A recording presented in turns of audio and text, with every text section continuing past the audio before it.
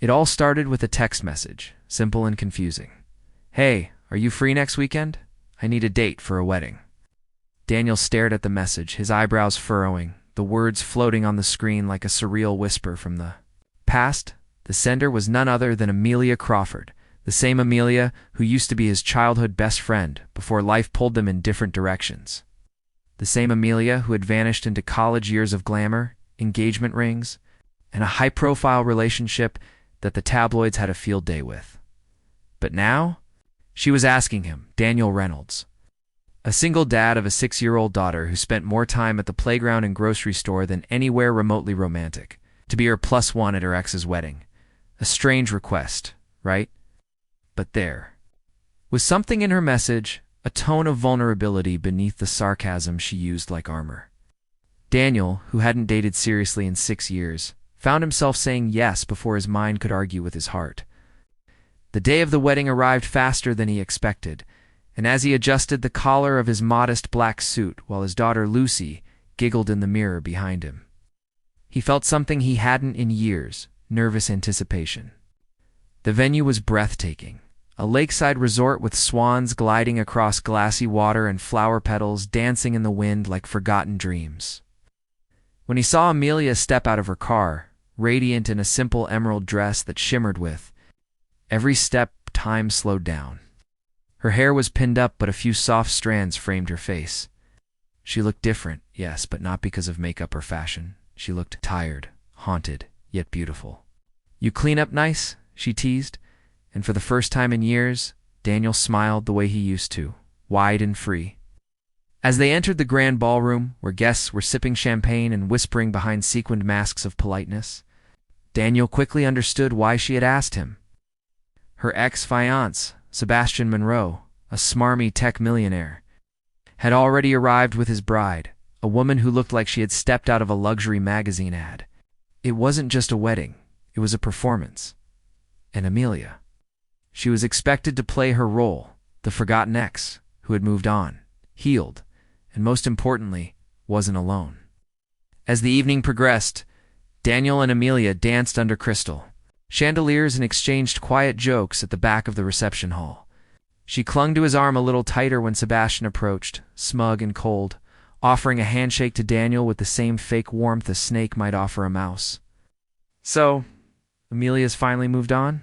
Interesting," Sebastian said, eyeing Daniel's modest tie with subtle scorn.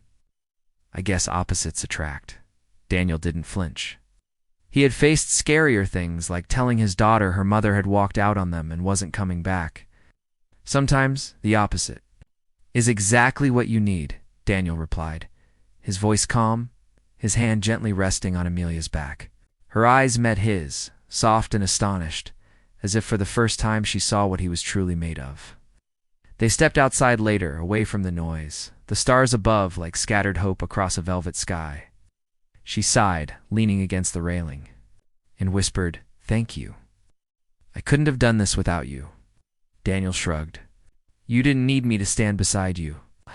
You just needed someone who wouldn't leave." Her breath hitched, and in that moment the past and future collided. He saw in her eyes years of betrayal, loneliness, and guilt. She saw in his a strength forged by heartbreak, a patience that only a father could know. That night, as they drove home in comfortable silence, Lucy asleep in the back seat, Amelia turned to him and said, "Would you ever consider doing this again? I mean, dates? For real?" Daniel smiled softly. Ace.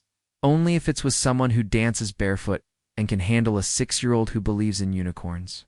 She laughed through her tears, not because anything was funny, but because for the first time in years, something finally felt right. But little did she know, the wedding wasn't the end of the story. It was only the beginning. Because what she found out the next morning would shatter everything she thought she knew about her past. Her ex, and the man who just held her hand through it all.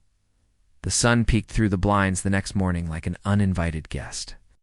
But Amelia was already awake, her thoughts spinning in a loop that refused to end. The wedding had been a blur of champagne smiles and masked intentions. But Daniel was different. He had been her anchor, her calm, her unexpected salvation. As she sat on her couch sipping lukewarm coffee, a sharp knock at the door jolted her upright.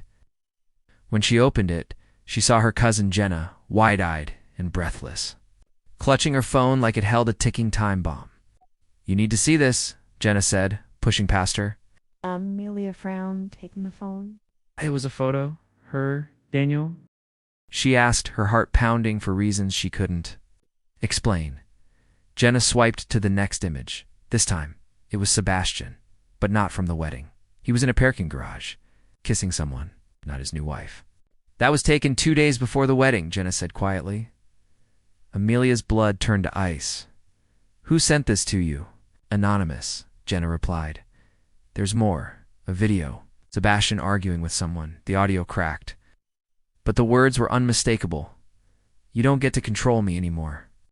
I married her to protect the deal. He said one night and I'm done." The camera angle shifted, revealing the woman Sebastian's assistant. Amelia felt the floor drop beneath her. She had suspected Sebastian had been playing games when they were together, but she had no idea it had continued. Worse, she had no idea the marriage itself was a sham, a corporate arrangement disguised as romance. And suddenly, a million pieces clicked together. Why Sebastian had wanted her at the wedding. Why he smirked when he saw Daniel. Why his eyes darted to the photographers every time he accidentally passed her. It hadn't been about moving on, it had been about winning. But that wasn't the part that truly shattered her.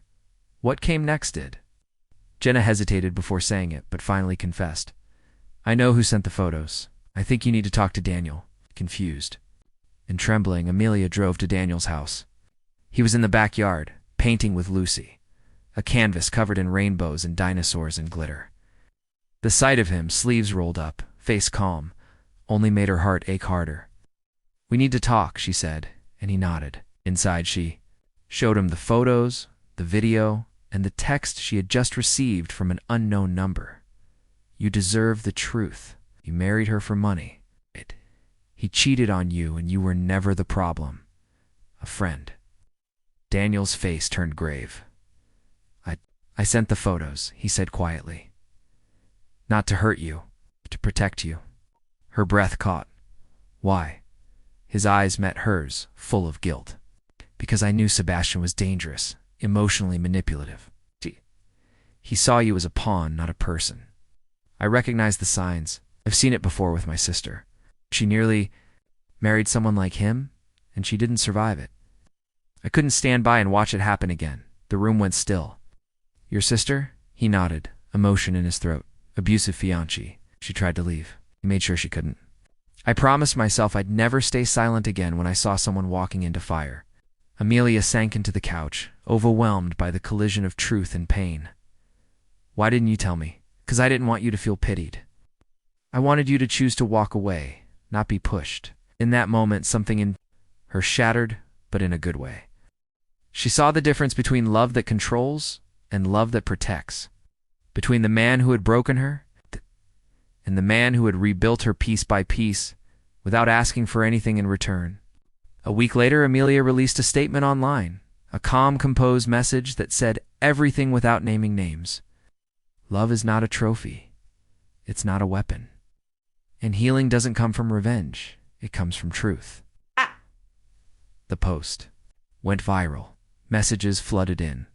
Stories from other women who had been silenced. And slowly, Amelia began to heal, not through noise, but through honesty. Daniel and Amelia grew closer, their relationship unfolding not like a firework, but like a sunrise, warm, steady, inevitable. Lucy began calling her Millie, her own version of Mommy. One evening, under the same stars where it all began, Daniel handed Amelia a small box. Not a ring, not yet. But inside was a silver charm, the shape of a paintbrush and a little heart. "For our story," he said. "We write it together." And for the first time, Amelia cried. Not because she was broken, but because she was whole. Because what she found out next wasn't about betrayal or manipulation. It was about love. It's real, steady, ordinary magic. The kind that doesn't ask for attention, but gives it. The kind that changes everything.